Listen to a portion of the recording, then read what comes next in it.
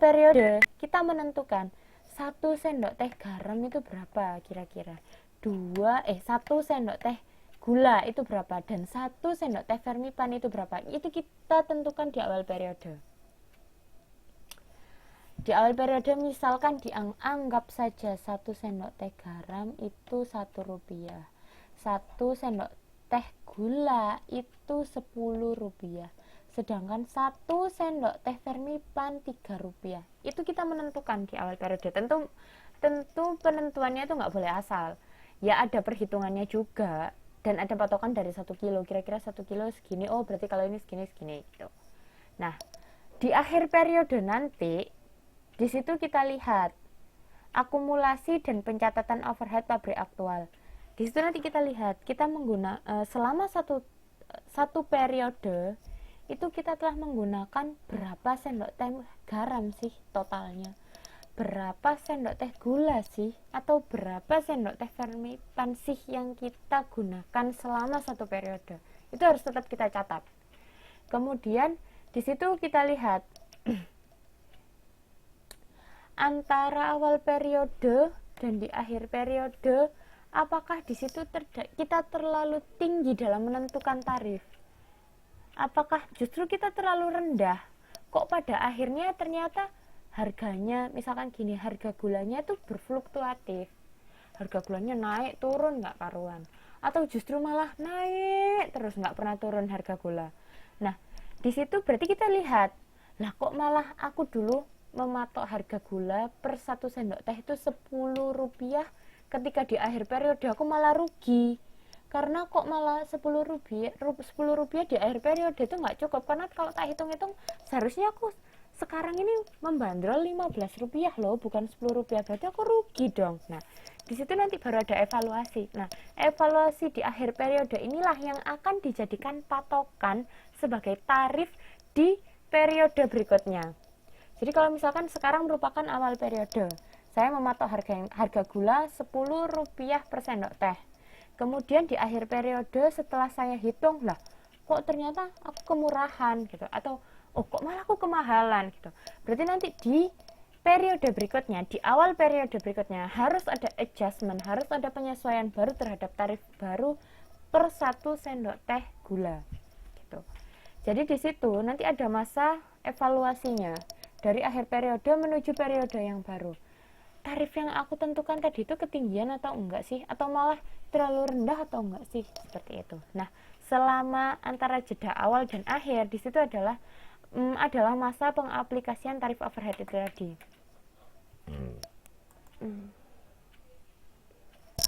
Sorry. Jadi diingat-ingat lagi ya. Ada yang namanya awal periode dan akhir periode. Di awal kita menentukan tarif, dan di akhir periode kita melakukan evaluasi. Kira-kira kita terlalu over atau terlalu under. Kalau terlalu over atau terlalu kemahalan, ya berarti di awal periode turunin dong tarifnya gitu. Tapi kalau ternyata kita terlalu murah, ya berarti di awal periode berikutnya naikin dong, seperti itu. Nah, di masa antara awal dan akhir periode itulah kita mengaplikasikan tarif itu tadi. Seperti itu. Di situ saya bikin quote di kanan. Tarif ditetapkan di awal periode, kemudian di sepanjang periode tarif tersebut diaplikasikan, dan di akhir periode dilakukan perhitungan overhead pabrik, dibebankan total dan aktual total, atau di situ kita melakukan evaluasi terlalu tinggi atau terlalu rendah tarif kita, seperti itu. Ini adalah rules yang harus kita pegang ketika kita menggunakan tarif gitu. Jadi harus selalu ada evaluasi setiap periode. Terlalu tinggi-kah atau terlalu rendahkah tarif kita?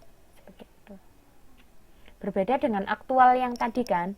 Kalau sistem cost aktual, misalkan selama anggap satu periode 1 tahun gitu.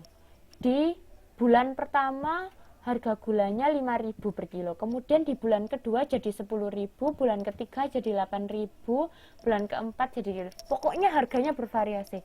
Yang namanya aktual, ya kos yang dibebankan ya sesuai dengan harganya. Kalau memang bisa saja di bulan pertama itu per 1 sendok tehnya harganya Rp10, kemudian bulan kedua karena harga gula naik bisa saja kemudian jadi Rp12 per 1 sendok teh, mungkin kalau bulan ketiganya ternyata gulanya harganya malah turun, terus per 1 sendok tehnya jadi Rp5, ya bisa saja, karena kan namanya juga aktual, jadi harus terus dipantau. Kalau ada perubahan bahkan 1 hari pun berubah, ya otomatis costnya akan berubah gitu. Itu kan cenderung untuk tidak fleksibel dan merepotkan kita kan. Berbeda dengan kalau yang adanya tarif, itu dalam waktu 1 periode tarifnya sama, dibebankannya sama, tetapi ingat harus selalu ada evaluasi di akhir periode. Ternyata terlalu tinggi atau terlalu rendah gitu, harus ada evaluasi seperti itu. Di situ bedanya ya antara cost aktual dan cost normal.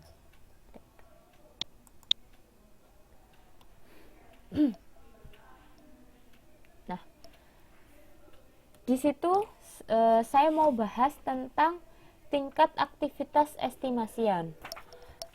Di sini terdapat beberapa jenis tingkat aktivitas estimasian. Ada yang pertama kita sebut sebagai kapasitas teoritis atau ideal, yang kedua kapasitas praktikal atau realistik, yang ketiga kapasitas normal atau jangka panjang, yang keempat kapasitas aktual ekspektasian atau jangka pendek, dan yang kelima kapasitas menganggur dan berlebihan. Bisa dibaca mulai dari halaman 3.20 sampai halaman 3.22. Tetapi saya menjelaskannya ingin langsung melihat ke tabel 3.3 di halaman 3.22, karena saya rasa ketika kita melihat tabel kita akan lebih mudah memahaminya gitu. Yang disebut sebagai kapasitas teoritis itu adalah kapasitas yang hanya berada di dunia angan-angan, dunia mimpi gitu. Kalau kita membeli mesin baru misalkan, kita pasti selalu berkeinginan, berhayal bahwa mesin ini akan selalu mulus, tidak akan pernah mengalami cacat. Kayak seperti itu kan. Selalu 100% kondisinya akan selalu baik. Padahal pada nyatanya tentu akan ada yang namanya lacking, atau tentu akan ada yang namanya kerusakan, atau ada namanya error dalam mesin tersebut, sehingga yang kita harapkan kinerjanya 100% ternyata hanya 85% kemampuan dia.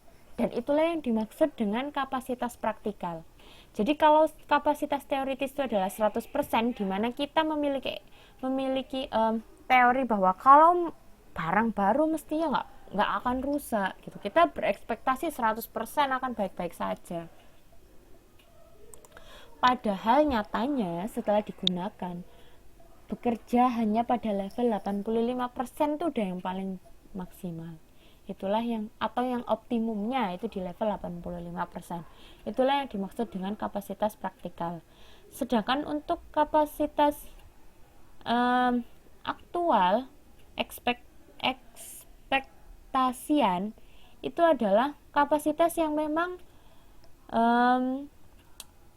good enough ketika kita melakukan di level tersebut. Jadi kayak misalkan tadi kita membeli produk baru atau mesin baru, harapannya 100% berjalan mulus, nggak ada kerusakan, ternyata setelah digunakan 85% itu udah paling mentok lah, itu udah kinerjanya udah maksimal banget, itu 85%.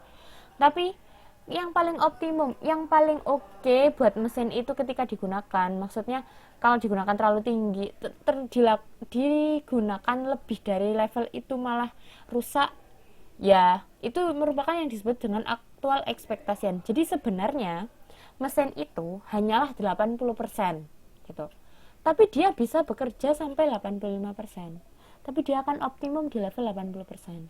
Sedangkan harapannya kita tentu akan 100%, karena namanya barang baru kan pastinya harusnya 100%. Tapi ternyata dia hanya optimum di level 80%.